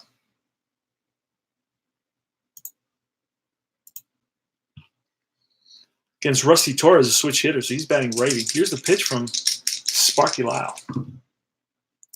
And it's 5-1. That's a potential K against a lefty. That's going to be a 12. We roll a 9. Strike 3. Curveball gets Rusty Torres. Big out for Sparky Lyle. Dave Chalk is next. He's a right-handed hitter. That's a 3-2, and that's going to be a range play off Chalk. And that's a 1-6. That's a ground ball range play. And we're going to roll here. Oh, he's a 5 at second base. And nice play by Randolph. And throws out Dave Chalk. And we're going to let Andy Etchebarren, who got a hit last inning, bat. 2 outs now. Yanks are 1 out away from winning their 12th game. And that's a 6-5. That's an error on the throw. If It calls for that. 1-5, that's a throw at second base. And we're looking at an error, and it's not going to be an error on Randolph. Randolph is a good fielder, and he's going to make the play. And that, my friends, is the ball game. Yankees win it. Yankees win it by a score of 4-3 in 10 innings. Let's go over here to finish out the game and to file and then end game. Winning pitcher is going to be Tippy Martinez. Save is going to go to Lyle. Losing pitcher is going to be Brewer. Played on the 4th, Tuesday the 4th. The location is going to be Anaheim, which I haven't put in there yet, but I'll write it in now. Anaheim Stadium. So I didn't write it right. Anaheim. Let's change that M in there in the middle in there for an H. Anaheim Stadium. And then we're going to take a quick peek at the box score. Let's talk about that real quick.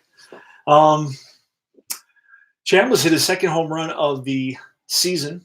He had 2 RBIs, his 10th and 11th RBI. Stolen bases, Rivers had his 8th. Collins had his 1st against the Yankees. I don't keep track of what he does against the other teams. Doc Ellis went 7.1, allowed only 1 hit, 2 earned runs. He has a 2.86 ERA. Tippy Martinez got the win. He's 2-0.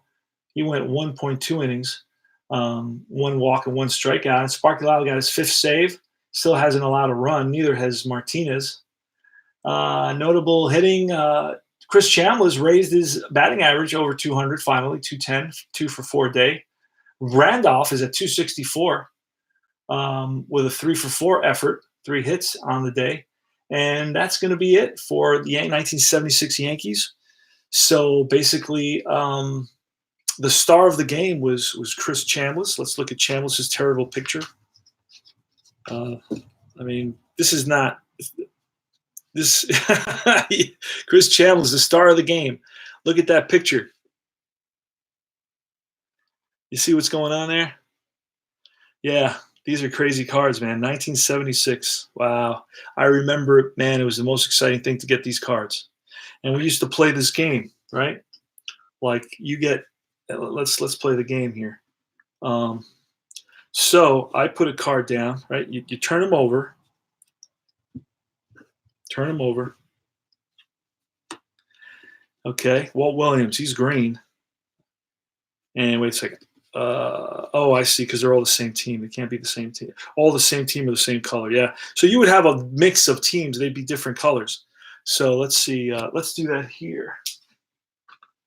Let's find some cards here.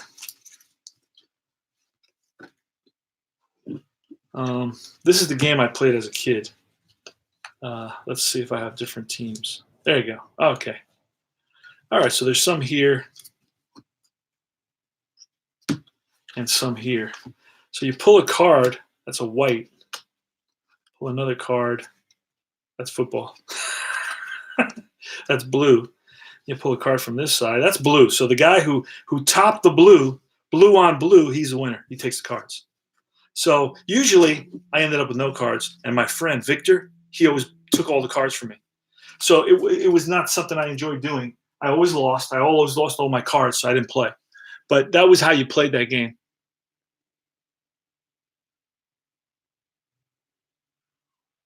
No, safe. Okay, wait, Greg. So you're saying that an S1 is safe on a 1 to 6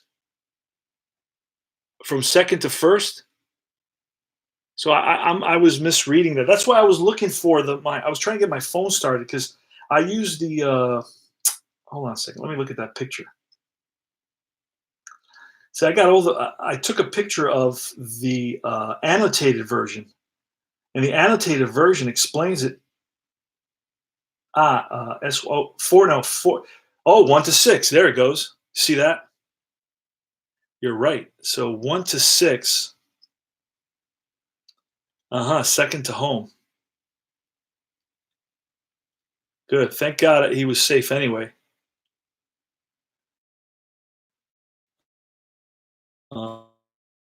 Automatic from second one. Basically, it's an automatic score. Thank you, Greg. I appreciate that, man. Because like I said, I'm learning this game, and I want to like know it. You know what I'm saying? I want to know. Oh no, that's the S1. He scores from second. Boom, automatic. And this is clearer here, and you can see it's on my phone. I took a picture of that, the annotated rules, because it was easy to understand. So they're safe on 4 to 6, safe on 2 to 6, and so on and so forth. Um,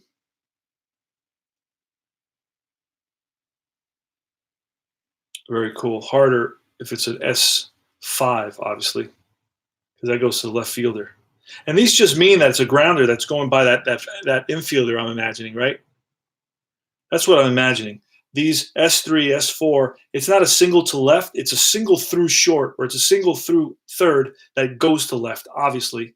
And these are not all going to be infield hits. It's not like, you're constantly getting infield hits, I imagine. And I'm thinking that's what they're meaning. Yep. Okay. Greg says, yep. Okay. Thanks, brother. As you can see, I'm loving this game. So, it takes a little time to play. I'll be honest with you. This is like almost a 2-hour stream. It's a little bit exhausting, but not every game takes as long as this game. This game just took a little bit longer because there was just a lot of excitement, and I took a long time. It was a close game throughout. There was a no-hitter going into the 8th inning, so I really took my time with everything, making sure everything was good, and I was enjoying it, squeezing out the juice, squeezing out all the juice from the ball game. So this was great, exciting, close game throughout. 4-3 final score. The Yankees win it here in Anaheim. They win it. They score 4 runs, 8 hits, 2 errors, both on Nettles. California, and let me go back. Actually, there should be an unearned run against. Yeah, there was an unearned run against him. Okay, there was an unearned run against them. Yeah. That was 2 outs. Should have been 3 outs. Oh, wait a second. There could have been 2 unearned runs. Listen to this. So guy reaches first. Then there's a bunt. Guy reaches first on an error. That's 1 out. Then there's a bunt. That's 2 outs. Then there's a walk. But then there's an RBI fielder's choice. That would have been out number 3. So then that error, there should be. But then there's a sacrifice fly, which would have been out number 3 again, to score that run at third that walked earlier on, but he would have been out of the inning. So that's an unearned run. So I'm going to have to toggle that, and that should change the situation in his terms of his, yeah. Oh, no, not. I toggled the wrong thing. Unearned run. So I made an unearned run now. Both those runs, because he would have been out of the inning. So let me go back and let me check, see if the box score was corrected now. Yes, now it's been corrected. I'm going to have to save that again.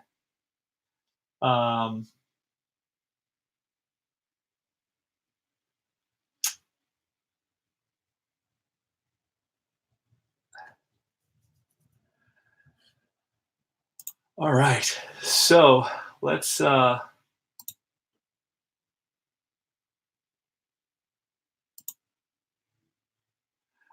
this team. Yep. Opponent was CAL.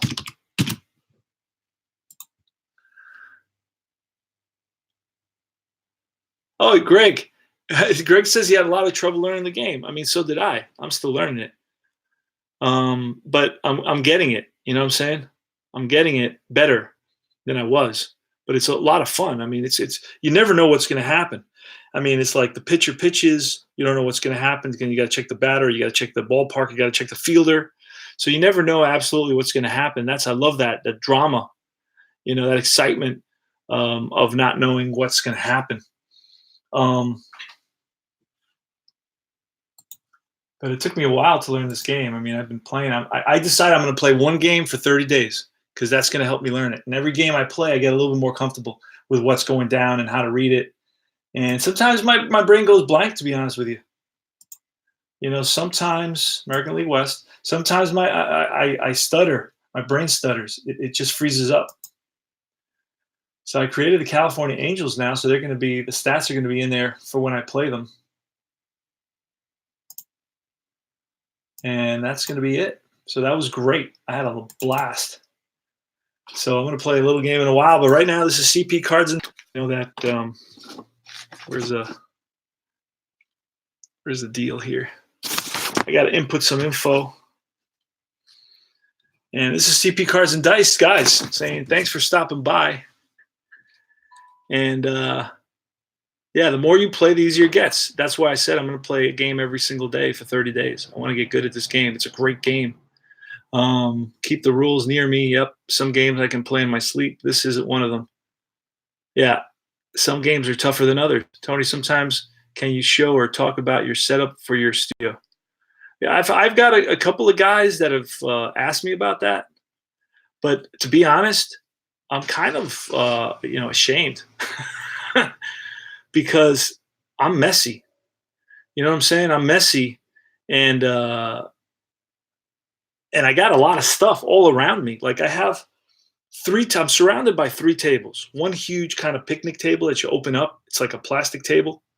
It's, I'd say, 5 by 2. And this is where I got all the stuff laid out. I got 3 screens, 3 computer screens.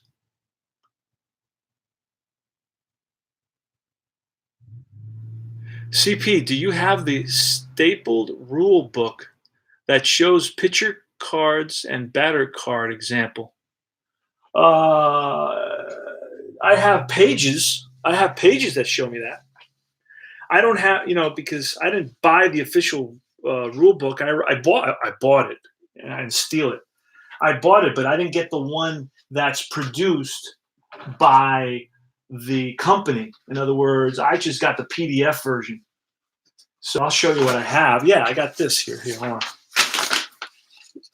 I got that. I should staple them together. And here, so that's the ballpark explanation for all the data. And then somewhere I have the other one. Let's see what that is. Is this it?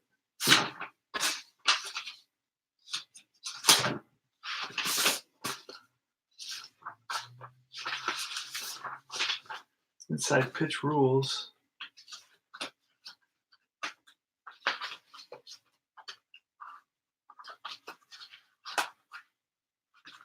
Well, that's the one I have on the Citizens. Oh, here it is. Yeah, that's the one you're talking about right there. That's what you're talking. That's what you're asking me about. Okay. Yeah. I'm gonna do that. I'm gonna staple it together like a booklet.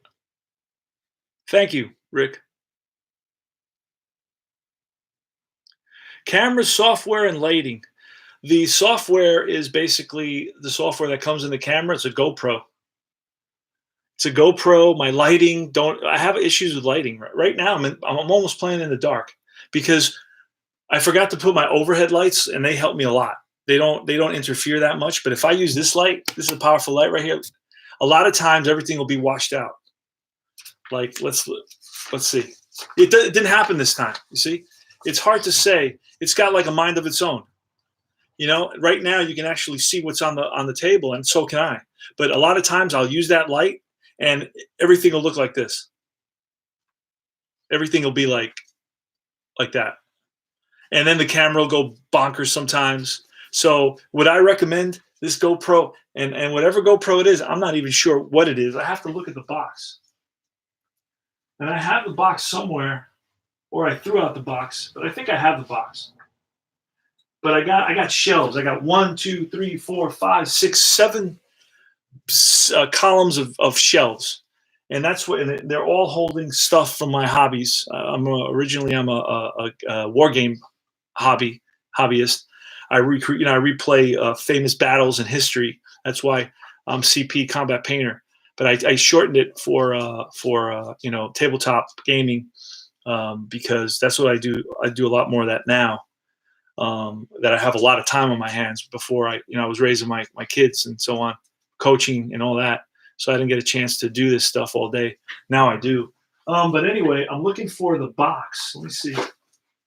For the camera. Hey, bud. How you doing? Can you say hello to Pop? Good. Good boy. Here it is. All right. This is what I got. Look at that. Get down. Don't get on top of me. No, bud. C922 ProStream webcam. That's what I got. That's what I use. And then I got an arm that it connects to. The arm is, you can get it for like $20 on eBay. And you connect to your camera, your phone. I used to use a phone when I could. They stopped allowing me to do that. So that's what I got there. All right. It's not a, I don't think it's a bad device. I think it's just kind of moody. It's just kind of weird. It depends. Like right now, look, I got the light that I love. I love to have this light on, and I can never have this light on because it washes everything out. Nobody could see anything. So now all of a sudden it's working. And see, that's why, so I turn it off, I turn it back on, and it adjusts. So I don't know. It's got like a mind of its own, brother. I'll be honest with you. Maybe because I got these cards on the table. Maybe because I got those cards on the table that it's reacting differently. And the next game I play, let's see what he said. Did your kids play against David Robinson's kids? Rulebook works best for me. Excellent. Thanks. Sending you an email to your Gmail account. Yeah, send me an email. Let me look and see who I got a guy here who's jumping on me. Get down. You're too big and too strong for all that craziness. Calm down, my friend. I'll let you out in a second. Let me look at the next game. May 6th. Wait a second. Previous game. May 5th is the next game, and it's going to be Catfish Hunter against Nolan Ryan. Holy smokes. Holy smokes. What? Catfish Hunt. Let's find Nolan Ryan here. Nolan Ryan. Next game. Versus Catfish Hunter. Holy smokes. This is the next game we're going to play. Take a break, and I'll come back. And Jim, I hate this pose. It's terrible. I'm going to go online, and I'm going to check for those traded sets. All right, guys. This is CP Cards and Dice saying thanks for stopping by. And next game at Anaheim, Catfish Hunter versus Nolan Ryan. That's going to be exciting. Take care.